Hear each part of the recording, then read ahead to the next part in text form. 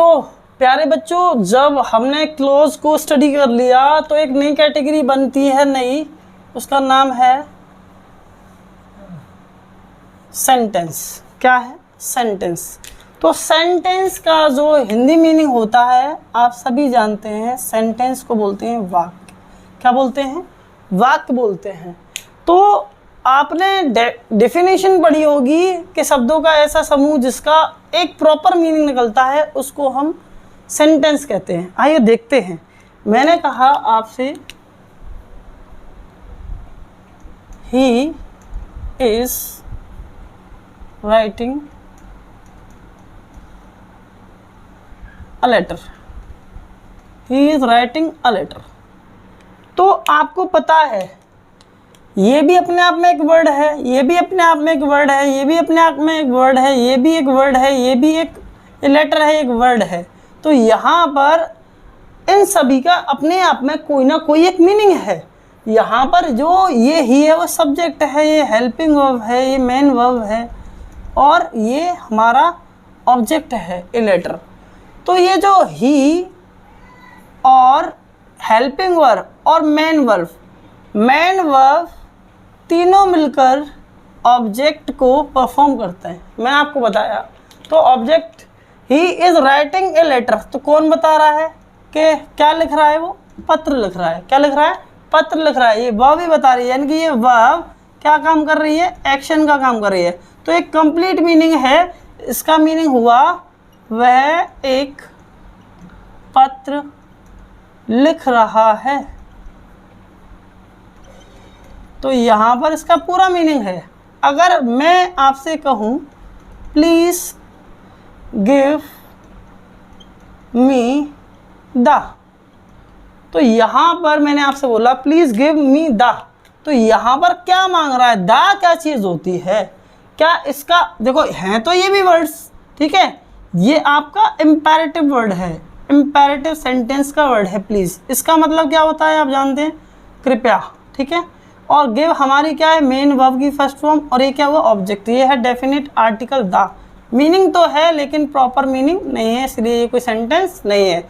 ये हमारा सेंटेंस है लेकिन ये हमारा सेंटेंस नहीं है। तो आइए समझते हैं सेंटेंस को। तो आपने समझा दो एग्जाम्पल से।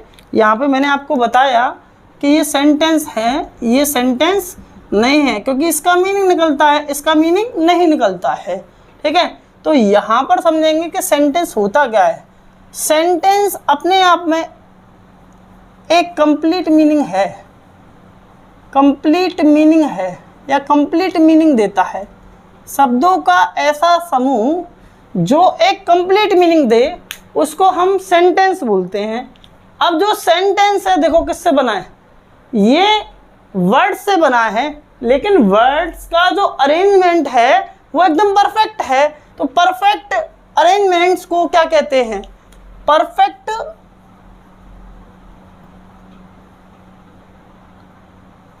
अरेंजमेंट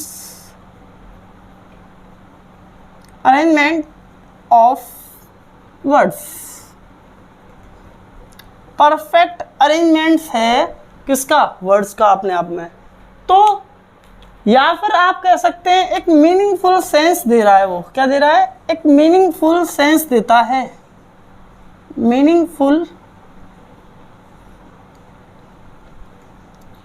सेंस है उस चीज का, मीनिंगफुल सेंस है।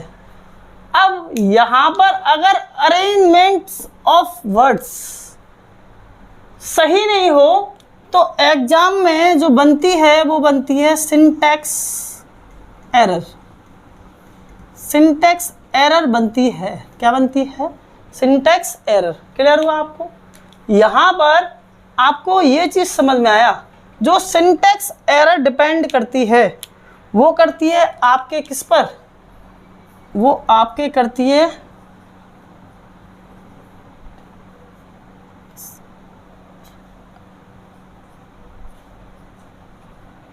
पढ़ के सुना दो। किस पर डिपेंड करती है?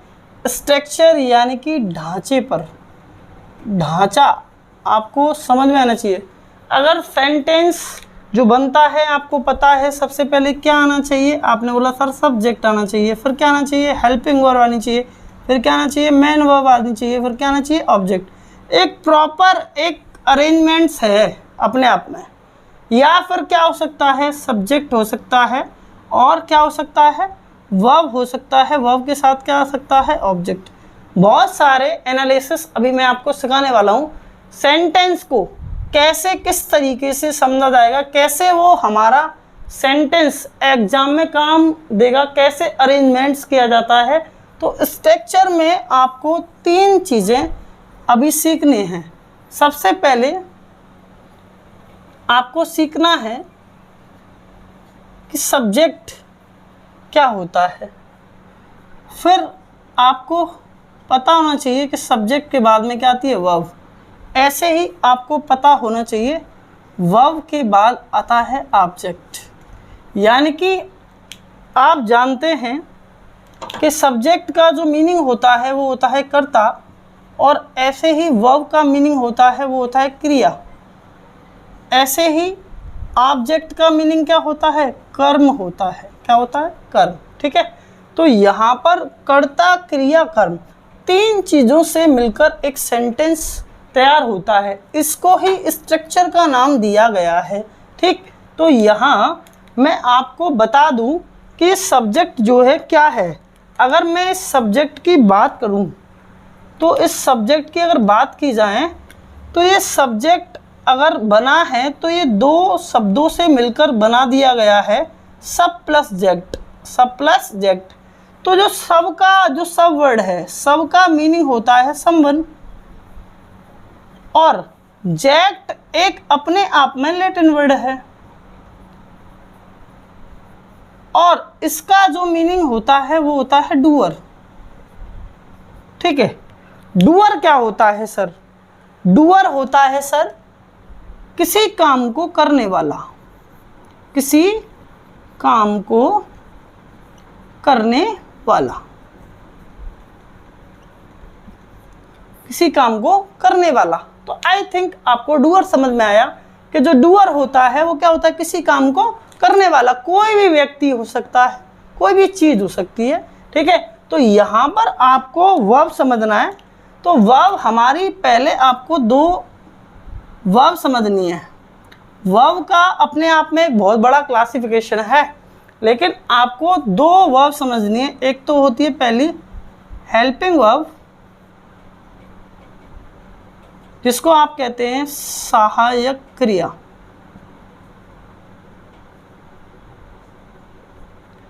और दूसरी होती है आपकी मेन वर्ब, जिसको आप बोलते हैं मुख्य क्रिया। ठीक है, अगर हम बात करते हैं कि सर हेल्पिंग वर्ब कौन कौन सी होती हैं, तो हेल्पिंग वर्ब होती है हमारी इज, क्या होती है आर, क्या होती है एम, क्या होती है वॉज, क्या होती है वर, क्या होती है हैज़, क्या होती है हैव, और क्या होती है हैड, और क्या होती है डू, और क्या होती है डज, और क्या होती है डिड। तो ये सब हमारी क्या होती हैं, हेल्पिंग वर्ब। ईटीसी लगा देते हैं और भी आ जाएंगे। ठीक है, तो ये चीज़ क्लियर हुई। और जो मेन वर्ब होती है वो काम करती है किसका, एक्शन रिप्रेजेंट करती है। क्या रिप्रेजेंट करती है, एक्शन। इसके अपने आप में 5 कैटेगरी होती हैं। कितनी कैटेगरी होती है, 5। 5 कौन कौन सी होती हैं, देखो। मेन वर्ब की फर्स्ट फॉर्म आपने पढ़ी होगी बचपन में। इसकी जो कैटेगरी होती है वो 5 होती हैं।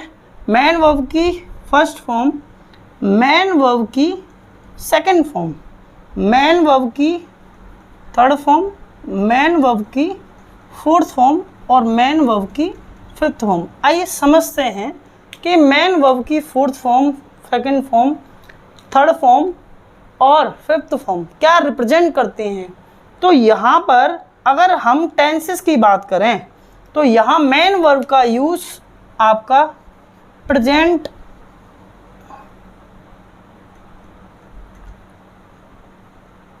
इंडेफिनिट में किया जाता है।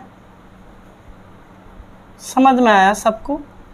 मेन वर्ब का यूज़ प्रेजेंट इंडेफिनिट में, और मेन वर्ब की सेकंड फॉर्म का यूज़ किया जाता है केवल और केवल पास्ट इंडेफिनिट में।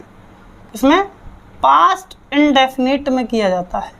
और मेन वर्ब की थर्ड फॉर्म का यूज़ होता है प्रेजेंट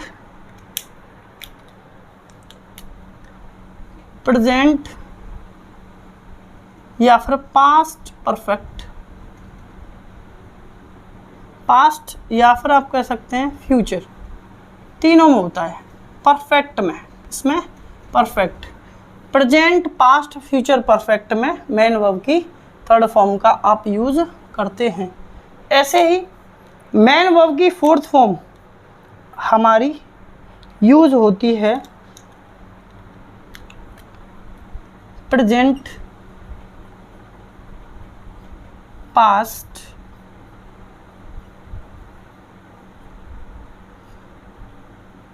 फ्यूचर,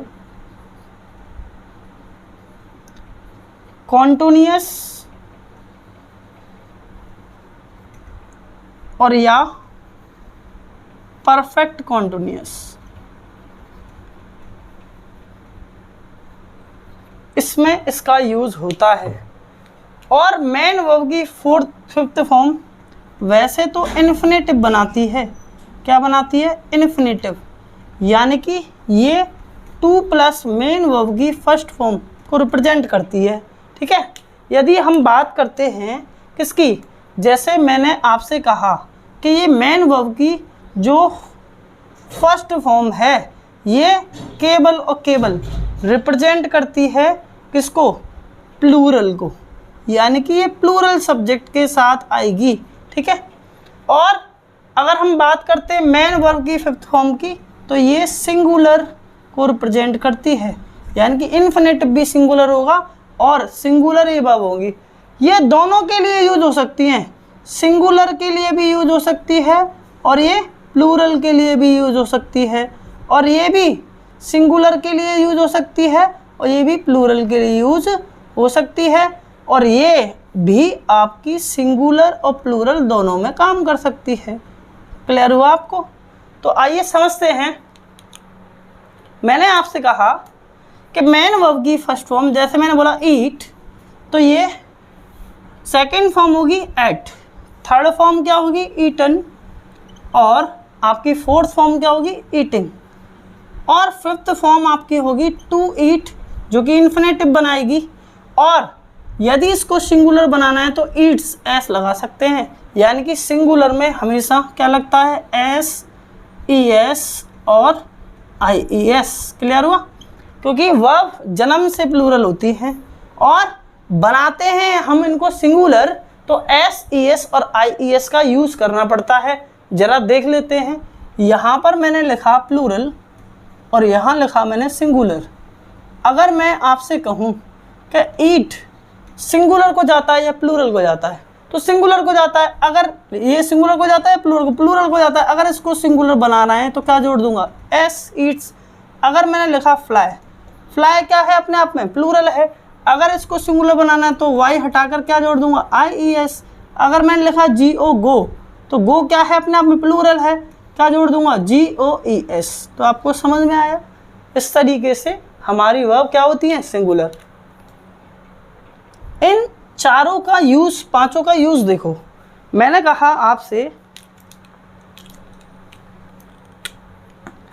वह खाना खाता है, तो यहाँ वह कैसा है? सिंगुलर है।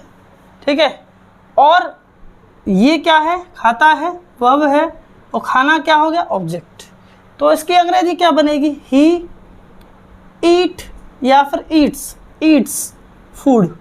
तो यहाँ पर आपको समझ में आया कि जो ही है वो सब्जेक्ट है और ईट्स है वो मेन वर्ब की कौन सी फॉर्म में जाएगा? फिफ्थ फॉर्म में जाएगा, क्योंकि एस, ई एस, आई ई एस कहाँ लगते हैं?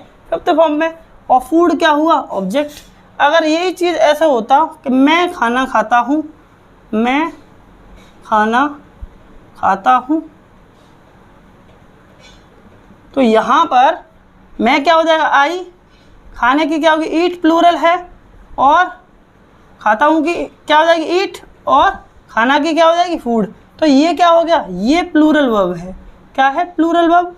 कौन सी फॉर्म होगी, मेन वर्ब की फर्स्ट फॉर्म होगी। क्लियर हुआ।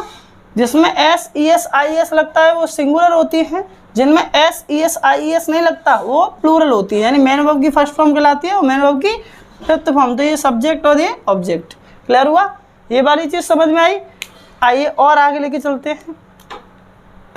मैंने कहा वह खाना खा रहा है, या तुम खाना खा रहे हो।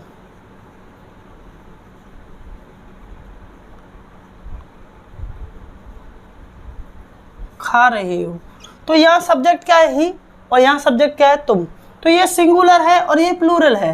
अगर मैं कहूँ तो क्या आ जाएगा, ही के साथ क्या लगाते हैं, रहा रही में इस, तो खा रहा हूँ तो क्या हो जाएगा, ईटिंग, आईएनजी लगती है रहा रही वाले में, मेन वर्ब की फोर्थ फॉर्म कहलाएगी, और क्या आ जाएगा, फूड। अब ये सिंगुलर के साथ यूज हुआ है, मान लो ईटिंग सिंगुलर के साथ यूज हुआ है, यानी कि मेन वर्ब की कौन सी फॉर्म है, ये फोर्थ फॉर्म। ये क्या है, हेल्पिंग वर्ब, और ये क्या है, सब्जेक्ट, और ये क्या है, ऑब्जेक्ट।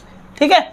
ऐसे ही अगर हम इसको बनाएं तो क्या होगा, यू आर ईटिंग फूड। तो यू आर ईटिंग फूड, तो यहाँ पर यू क्या हुआ, सब्जेक्ट, आर क्या हुई, हेल्पिंग वर्ब, और ईटिंग क्या हुई, मेन वर्ब की फोर्थ फॉर्म, और फूड क्या हुआ, ऑब्जेक्ट। क्या इस ईटिंग का प्लूरल से कोई इफेक्ट हुआ, नहीं हुआ। क्या इस ईटिंग का ही से कोई इफेक्ट पड़ा इस पर, नहीं पड़ा। तो ये यानी कि कॉन्टिन्यूअस सेंटेंस हैं दोनों। क्या है, कॉन्टिन्यूअस, सिंगुलर और प्लूरल, तो दोनों में यूज हो रहा है ईटिंग, उस पर कोई इम्पैक्ट ही नहीं है। ठीक है। ऐसे ही आपको एक और सेंटेंस देखना है, वह खाना खा चुका है। ऐसे ही आपको देखना है, वे खाना खा चुके थे। ठीक है। ये था, थी, थे यहाँ आता है वो पास्ट रिप्रेजेंट करता है, और यहाँ चुका है, चुकी आती है वो प्रेजेंट रिप्रेजेंट करता है। तो ये क्या हुआ, सब्जेक्ट, ये खा चुका क्या हुई, वर्ब, कौन सी है, मेन वर्ब, और ये खाना क्या हुआ, ऑब्जेक्ट। ऐसे ही वे क्या हुआ, सब्जेक्ट, ये सिंगुलर है, ये प्लूरल है, और खा चुके हैं ये क्या हुई, मेन वर्ब, और खाना क्या हुआ, ऑब्जेक्ट। अब ऐसे इसको बना के देखते हैं, ही हैज़ ईटन फूड, ऐसे बोला। ऐसे इसको बोला, दे हैड ईटन फूड। तो भैया यहाँ पर ईटन पर कोई फर्क पड़ा है, ईटन सिंगुलर के साथ भी आया है और आपका ईटन प्लूरल के साथ भी आया है। ठीक है। और दोनों ही वाक्य आपके किस में हैं, परफेक्ट में हैं। अंतर क्या है, एक प्रेजेंट परफेक्ट है, एक पास्ट परफेक्ट है। ठीक है, इतना समझ में आया। ऐसे ही अगर मैं बात करूँ, यहाँ लिख देता हूँ, वह सुबह से खाना खा रहा है। तो यहाँ पर प्रेजेंट परफेक्ट कॉन्टिन्यूअस हुआ, प्रेजेंट परफेक्ट कॉन्टिन्यूअस हुआ, तो यहाँ प्रेजेंट परफेक्ट कॉन्टिन्यूअस है। तो मैंने कहा ही क्या लगता है, हैज़ बीन सिंगुलर के साथ, और प्लूरल के साथ हैव बीन लगता है। तो यहाँ पर he has been eating food, time के लिए निश्चित समय है सुबह, तो पॉइंट ऑफ टाइम इंडिकेट करता है, इसलिए किसका यूज़ करेंगे, सिंस। और सुबह की क्या होगी, मॉर्निंग, मतलब है सुबह से। अब देखो ये परफेक्ट यूज़ हुआ है, हैज़ बीन किस में यूज़ हुआ है, परफेक्ट में। अब यहाँ पर भी ईटिंग आया है, इस पर सिंगुलर और प्लूरल का यूज। अगर आप ही की जगह यू लगाना चाहें तो भी यहाँ पर क्या आ जाएगा, लेकिन हैव बीन आ जाएगा। ठीक है, इसमें हेल्पिंग वर्ब में चेंज होगा, बस पूरा सेंटेंस जो कि तो ही होगा। तो आपको अच्छे तरीके से सेंटेंस का जो मीनिंग है वो समझ में आया होगा, डिटेल्ड समझा रहा हूँ आपको सारी चीज़ें। तो आपको बता दूँ, मेरा एक चैनल है केपी सर शॉर्ट्स के नाम से, जहां आप अपनी वोकैबुलरी को इम्प्रूव कर सकते हैं विद ट्रिक्स। ठीक है, जादू ही ट्रिक्स हैं, आप यदि एक बार देख लेंगे उनको तो आप ज़िंदगी में कभी नहीं भूल पाएंगे। यदि आप नए हैं तो ज़रूर उस चैनल से जुड़िए बेटा, आपको नॉलेज मिलेगी ट्रिक्स वाइज, ठीक है। और डिस्क्रिप्शन में लिंक गिवन है उसकी, आप क्लिक कर सकते हैं, देख सकते हैं। तो चलते हैं आगे।